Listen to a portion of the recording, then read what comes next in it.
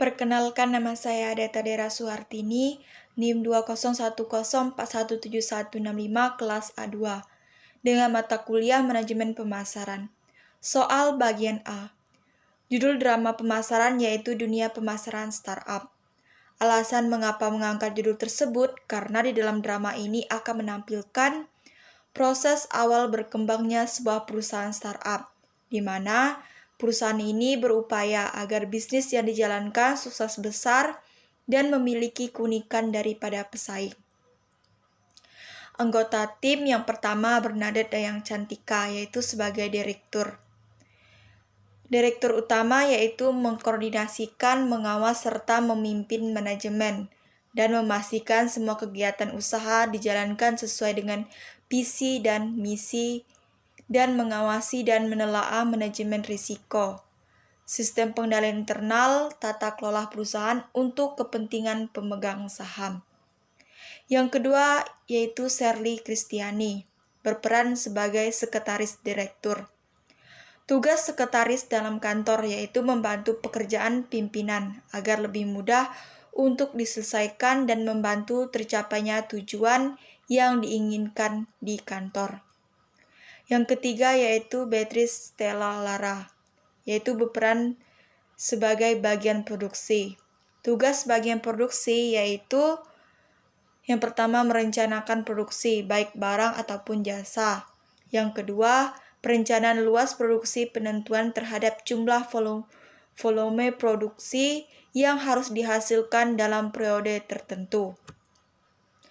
Yang keempat yaitu Vini Valencia, berperan sebagai manajer keuangan. Manajer keuangan ini adalah orang yang mengurus semua fungsi keuangan penting dari suatu organisasi. Penanggung jawab harus menjaga pandangan jauh untuk memastikan bahwa dana digunakan dengan cara yang paling efisien. Yang kelima yaitu saya sendiri dan Patricia Putri, berperan sebagai sales. Sebagai sales ini yaitu menawarkan barang atau jasa produksi perusahaan kepada konsumen, menjelaskan spesifik produk yang dijual kepada konsumen, memberikan simulasi hitungan biaya yang harus dikeluarkan dan menjelaskan manfaat yang akan diperoleh melakukan komunikasi dengan pelanggan. Yang keenam yaitu Rosaria Echa, dan Riris Kristiani, berperan sebagai konsumen offline. Konsumen ini yaitu sebagai orang atau pihak tertentu yang membayar untuk mendapatkan jasa atau produk dengan tujuan untuk memenuhi kebutuhan mereka. Yang ketujuh yaitu Plansida Bonita Fasuri, yaitu sebagai konsumen online, dan Christina Linda berperan sebagai selebgram. Isi cerita dalam drama ini yaitu menceritakan bagaimana proses berdirinya sebuah perusahaan dengan banyaknya usaha yang dilakukan, terutama melakukan strategis pemasarannya, merancang sebuah produk, setelah itu melakukan pemasaran dengan cara turun langsung ke lapangan, baik secara online maupun offline. Kemudian menawarkan produk kepada konsumen dengan cara membagikan brosur supaya menarik minat konsumen untuk membeli produk yang dipasarkan. Selain itu, merancang kembali tentang strategisnya dan mencari investor yang ingin bergabung ke dalam perusahaan startup ini. Setelah itu melakukan kembali pemasaran produk yang ditawarkan kepada banyak orang, sehingga upaya yang dilakukan untuk membangun sebuah pemasaran sehingga perusahaan yang dibangun dapat dikenal dan sukses besar. Pelajaran yang dapat saya ambil dari drama ini adalah dalam membangun sebuah usaha tentunya tidaklah mudah. Banyak hal yang harus dipersiapkan, terutama kepercayaan diri, kerja keras, dan harus memiliki keterampilan yang kreatif.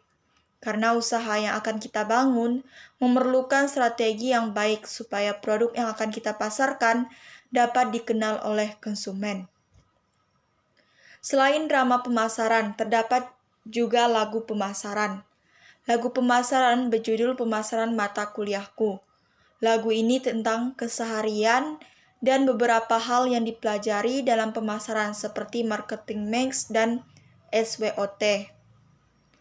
Kesan saya saat mengikuti perkuliahan manajemen pemasaran adalah merasa bangga bisa belajar dan mendapatkan ilmu tentang manajemen pemasaran.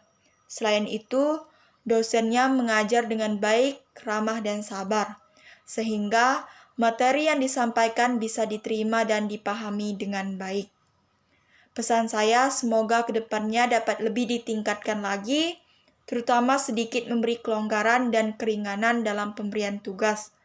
Selain itu juga, aplikasi yang digunakan untuk melakukan perkuliahan tidak perlu terlalu banyak, agar lebih memudahkan dalam melakukan absensi, pemberian materi, dan pengumpulan tugas. Yang saya dapati dalam mengikuti kuliah manajemen pemasaran ini adalah banyak ilmu dan pengetahuan yang saya dapat, terutama tentang dunia pemasaran. Selanjutnya adalah soal bagian B. Dalam pelayanan yang berkualitas dan memenuhi kepuasan konsumen, terdapat 3 komponen penting. Yang pertama yaitu kualitas atau quality. Kualitas menjadi kunci utama agar produk dikenal dan dipercaya masyarakat luas. Jika ingin meningkatkan loyalitas ke level yang lebih tinggi, maka pastikan meningkatkan kualitas terlebih dahulu, baik kualitas produk maupun kualitas pelayanan. Yang kedua adalah biaya atau cost. Pengeluaran modal yang digunakan untuk menghasilkan suatu produk berupa barang atau jasa. Sifat dari biaya adalah pengorbanan ekonomi. Biaya dapat dibedakan menjadi bermacam-macam sesuai dengan tujuan pengelompokan. Pengeluaran ini bisa saja berupa pengeluaran modal bagi perusahaan, namun bisa juga sebagai pengeluaran pembelian bagi kelompok individu selaku konsumen. Yang ketiga adalah pengiriman atau delivery. Kegiatan pemasaran untuk memudahkan dalam penyampaian produk dari produsen kepada konsumen. Selanjutnya adalah prediksi karir dan tren digital marketing di tahun 2022. Yang pertama, Artificial Intelligence atau AI. Redaksi tren digital marketing pertama ialah Artificial Intelligence atau AI, atau bisa kita ketahui sebagai kecerdasan buatan dapat menganalisis perilaku konsumen dan pola pencarian, memanfaatkan data dari platform media sosial dan postingan blog untuk membantu bisnis memahami bagaimana pengguna dan pelanggan menemukan produk dan layanan mereka. Misalnya, bot Messenger Facebook dapat membantu mengotomatisasi dan mengoptimalkan layanan pelanggan. Kecerdasan buatan juga menawarkan informasi dan tips kepada pengguna dengan masuk ke percakapan. Yang kedua adalah programmatic advertising. Prediksi tren digital marketing selanjutnya adalah membuat iklan terprogram atau programmatic advertising. Berarti menggunakan AI untuk mengotomatiskan pembelian iklan, sehingga dapat menargetkan audiens yang lebih spesifik. Penawaran atau lelang waktu nyata misalnya adalah jenis pembelian iklan terprogram. Otomatisasi ini jauh lebih efisien dan cepat, yang berarti konversi yang lebih tinggi dan biaya perolehan pelanggan yang lebih rendah. Yang ketiga adalah chatbots. Untuk fitur yang satu ini mungkin sudah menjadi digital marketing, namun chatbots akan terus menjadi bagian penting dari digital marketing pada tahun 2022. Teknologi berbasis AI ini menggunakan pesan instan untuk mengobrol secara real-time siang dan malam dengan pelanggan atau pengunjung situs. Yang keempat adalah personalisasi. Jika ingin menonjol di tahun 2022, perlu mempersonalisasi pemasaran dan itu berarti konten atau produk, email, dan lainnya yang dipersonalisasi. Kelima, yaitu video marketing. Untuk mendapatkan argumen yang lebih tinggi dengan video marketing, dapat membuat post video atau mulai siaran langsung di Facebook, Instagram, atau LinkedIn, tak hanya di YouTube saja. Video langsung mendapatkan popularitas dengan sejumlah besar bisnis yang menggunakannya untuk wawancara, demo produk dan sekilas peristiwa, kehidupan di kantor, bagaimana produk dibuat, dan lainnya. Selanjutnya adalah yang dimaksud dengan produk, price, distribution, dan promotion. Produk atau produk adalah jantung dari bauran pemasaran. Semua aktivitas pemasaran dimulai dengan produk. Produk bukanlah entitas fisik saja, itu menangkap seluruh aspek terwujud yang tidak terwujud seperti layanan, kepribadian, organisasi, dan ide. Tanpa suatu produk, kita tidak memiliki harga promosi atau tempat. Karenanya dari semua 4P, produknya adalah P yang paling elemental. Yang kedua adalah price atau harga. Harga adalah nilai moneter yang harus dibayar oleh pelanggan untuk memperoleh atau memiliki produk suatu perusahaan. Ini adalah konsumen penghasil pendapatan yang penting bagi perusahaan. Yang ketiga adalah promotion atau promosi. Salah satu strategis ini bertujuan untuk melayani dua tujuan. Yang pertama, memberitahu calon pelanggan tentang produk, dan kedua, membujuk mereka untuk membeli produk. Strategis promosi dengan demikian akan mencakup berbagai cara yang dapat digunakan untuk berkomunikasi dengan audiens target. Bauran promosi yang efektif akan memastikan penjualan yang baik, dan pemasaran harus berusaha untuk menciptakan lingkungan yang kondusif. Yang keempat adalah place atau tempat atau distribusi. Tempat atau distribusi fisik berkaitan dengan pengalihan kepemilikan produk dari produsen ke pelanggan. Margin keuntungan bergantung pada seberapa cepat dan dapat menyerahkan barang. Semakin cepat produk mencapai titik penjualan, semakin besar kemungkinan untuk memuaskan pelanggan dan meningkatkan loyalitas merek. Karenanya, faktor tempat sangat penting dalam memastikan daya saing produk di pasar.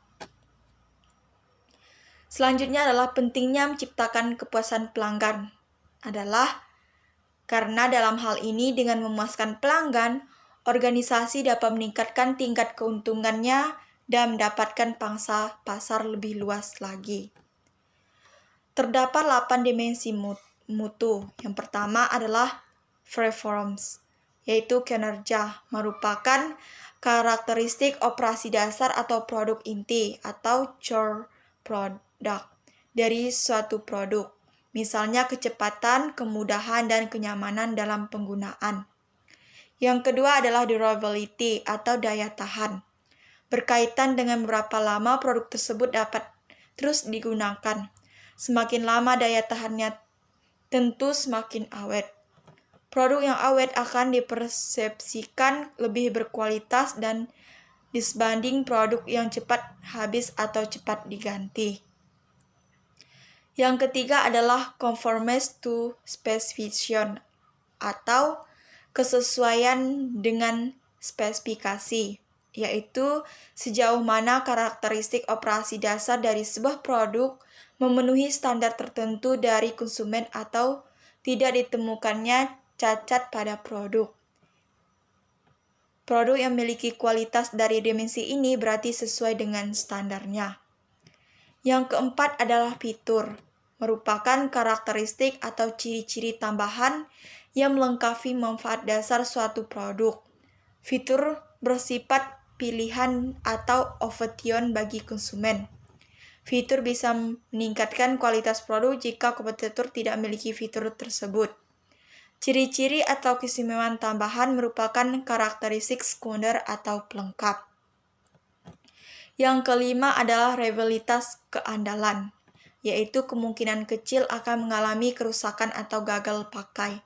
Semakin kecil kemungkinan tersebut terjadinya kerusakan, maka produk tersebut dapat diandalkan. Yang keenam yaitu estetika, yaitu daya tarik produk terhadap panca indera. Misalnya bentuk fisik, model atau desain, atau artistik, warna, dan sebagainya, berhubungan dengan bagaimana penampilan produk. Yang ketujuh adalah kesan kualitas, yaitu persepsi konsumen terhadap keseluruhan kualitas atau keunggulan suatu produk. Biasanya karena kurangnya pengetahuan pembeli akan atribut atau ciri-ciri produk yang akan dibeli. Maka pembeli aspek harga, nama merek, iklan, dan reputasi perusahaan maupun negara pembuatannya.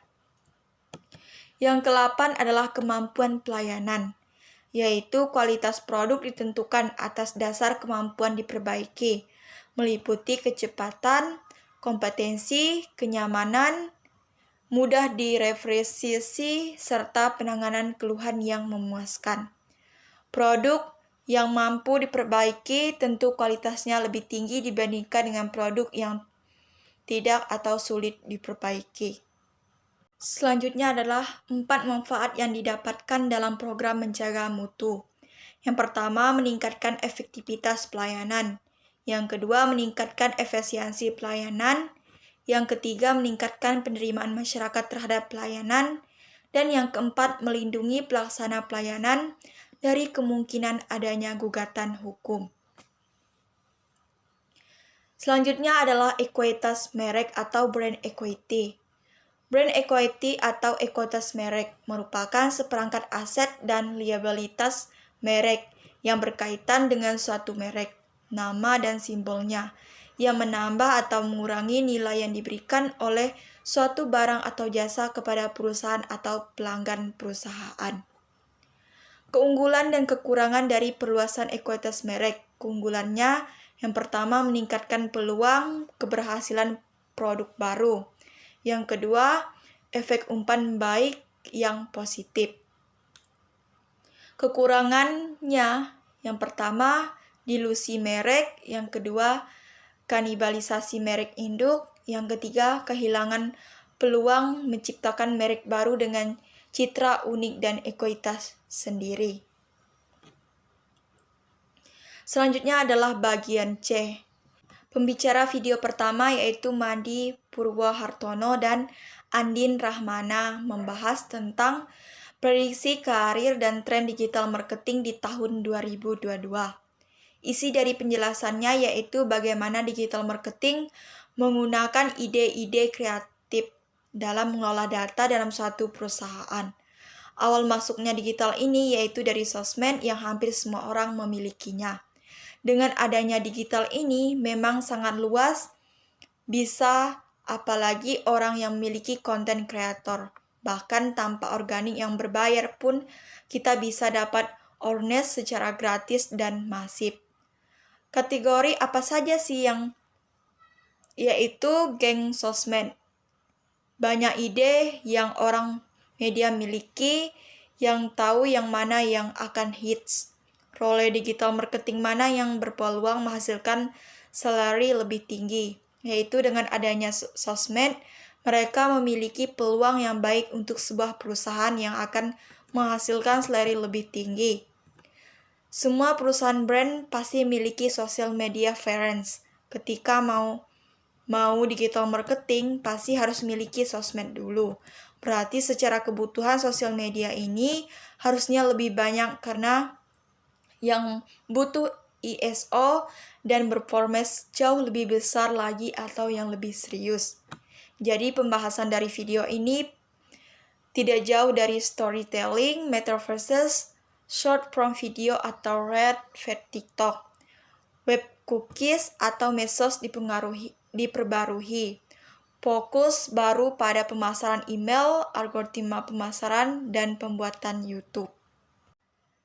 Selanjutnya adalah pembicara video kedua yaitu Desiana Andar N. Membahas tentang 9 tren strategi digital marketing tahun 2022 untuk mendukung branding dan promosi bisnis. Isi dari video tersebut terdapat 9 tren digital marketing di tahun 2021, yaitu yang pertama video marketing. Peran video dalam strategis marketing semakin penting dari tahun ke tahun karena sepanjang 2019 ada 80% konsumen yang dihasilkan dari streaming video. Bahkan data di 2020 sudah ada 75% pengguna video sebagai alat pemasaran. Selain itu, statistik menunjukkan 96% konsumen memanfaatkan video untuk membuat keputusan mereka dan membeli produk. Dari data tersebut dapat menjadi peluang yang bagus untuk meningkatkan branding dan juga penjualan di bisnis tersebut. Yang kedua yaitu User Generated Contents atau UGC. Adalah konten yang diciptakan sendiri oleh konsumen atau followers dalam suatu brand, yaitu dengan cara memberikan hadiah atau kuis atau giveaway. Dengan syarat mereka harus share konten atau membuat konten sendiri yang menyertakan hashtag tertentu yang berkaitan dengan brand tersebut. Dan dengan hadiahnya yaitu berupa kupon belanja, diskon, kasih produk secara free atau gratis. UGC harus dilakukan karena 90% pembeli mengatakan bahwa user generated content mempengaruhi keputusan pembeli. Yang ketiga yaitu content marketing. Karena tahun 2020 konten marketing ini menjadi prioritas buat sebagian besar brand, dan peran penting konten marketing ini terus berlanjut di tahun 2021 nanti. Karena data membuktikan konten marketing mampu membantu 86% pembisnis mencapai target konversi mereka. Salah satu konten marketing yaitu blog. Kesuksesan konten marketing itu sendiri dipengaruhi oleh yang pertama, kualitas konten itu sendiri, yang kedua, melihat kenyamanan audiens saat mengonsumsi konten yang dibuat. Yang keempat yaitu micro influencer. Influencer berperan penting besar dalam brand marketing. Sebagian orang sering membeli barang dengan cara melihat influencer tersebut, tetapi menggunakan influencer yang besar sangat membutuhkan biaya yang tidak lebih murah, apalagi influencer besar sering bekerja sama dengan brand untuk memproduksikan produk. Yang kelima yaitu social media marketing. Sosial media merupakan salah satu yang paling berpengaruh dalam strategis digital marketing, seperti Facebook, TikTok, Visual Story yang ada di Instagram atau di YouTube. Yang keenam adalah strategis SEO, Search Engine Optimization. SEO adalah cara yang paling penting kalau sebuah brand mendapatkan exposure kepada audiens yang berpotensi sangat tinggi untuk melakukan pembelian. Jadi, SEO ini penting untuk membuat website Anda ditemukan dengan mudah oleh calon pelanggan potensial. Yang ketujuh adalah geofencing teknologi. Jenis pemasaran ini seperti memanfaatkan yang namanya teknologi geofencing. Jadi, teknologi ini memungkinkan bisnis untuk menargetkan calon konsumen yang berada di wilayah tertentu. Yang kedelapan adalah e-commerce. Adalah model bisnis yang memungkinkan perusahaan atau individu bisa membeli atau menjual barang melalui internet atau online. Hampir semua produk termasuk jasa tersedia di internet, dari mulai makanan, musik, buku, produk rumah tangga, tiket pesawat, investasi biaya dibeli lewat e-commerce. Itu sebabnya kemajuan teknologi perdagangan elektronik dianggap sebagai disrupsi ekonomi. Secara e-commerce sendiri sangat beragam, dari mulai televisi, telepon, dan internet. Yang kesembilan adalah omnichannel marketing. Omnichannel marketing adalah strategis marketing lintas platform. Strategis ini menyelaraskan pengiriman konten dari berbagai platform untuk memberikan pengalaman konten yang konsisten bagi konsumen. Strategis marketing ini dilakukan karena konsumen modern tidak lagi terbatas pada satu platform. Banyak konsumen menggunakan platform yang berbeda untuk setiap tahap pembelian. Selanjutnya adalah pembicara video ketiga yaitu Pak Agung Adimas, membahas tentang strategis penetapan harga atau psikologi bisnis. Harga psikologis adalah strategis penetapan harga berdasarkan teori bahwa harga tertentu dapat memiliki dampak psikologis pada seseorang. Contoh penerapan strategi psikologis harga. Yang pertama, kerugian lebih berarti daripada keuntungan. Konsumen akan memikirkan mengenai kerugian yang akan diterima dibandingkan keuntungan yang akan didapatkan. Apabila seseorang mengalami kerugian, maka dia akan terus mengingatnya sehingga dia akan menghindari kerugian. Hal tersebut membuat seseorang akan mencari keuntungan walaupun cuma sedikit dalam memberikan keputusan pembelian sesuatu. Yang kedua adalah harga umpan atau bundling produk. Bundling produk adalah strategis pemasaran produk yang dikelompokkan menjadi 2 atau lebih produk di dalam satu kemasan penjualan dengan harga yang sama. Kenapa produk bundling merupakan salah satu teknik yang dapat kita gunakan? Karena dengan teknik ini konsumen akan melakukan pembelian lebih murah tetapi sudah mendapatkan 2 atau lebih produk. Jika penerapan teknik ini tidak benar, berarti salah dalam menerapkannya. Konsumen bisa mendapatkan harga lebih murah kalau penggabungannya dilakukan secara tidak tepat. Pelajaran apa yang dapat saya peroleh dari menonton ketiga video di atas? Pelajaran yang dapat saya peroleh adalah digital marketing, media sosial, dan strategis penerapan harga adalah hal yang paling penting terutama jika kita ingin membuka sebuah usaha. Kita bisa mempromosi barang yang ingin kita jualkan dengan memanfaatkan media sosial dan bisa juga dengan penerapan strategi psikologi harga. Karena ketiga video tersebut memberikan ilmu yang dapat kita lakukan jika ingin mendapat keuntungan ketika melakukan bisnis. Manfaat yang dapat diperoleh dari ketiga video tersebut yaitu menjadi lebih tahu tentang digital marketing yang sangat tren dalam dunia pemasaran, seperti mengetahui bagaimana strategis produk yang baik, mengetahui target apa yang ingin dicapai dari strategis produk, dan pemanfaatan media sosial dalam melakukan pemasaran seperti YouTube, TikTok, Facebook, Telegram, dan teknologi lainnya. Selain itu, juga ingin mendapatkan keuntungan, kita juga bisa menerapkan strategi psikologis harga, yaitu harga umpan atau bundling produk. Sekian jawaban dari saya ucapkan terima kasih.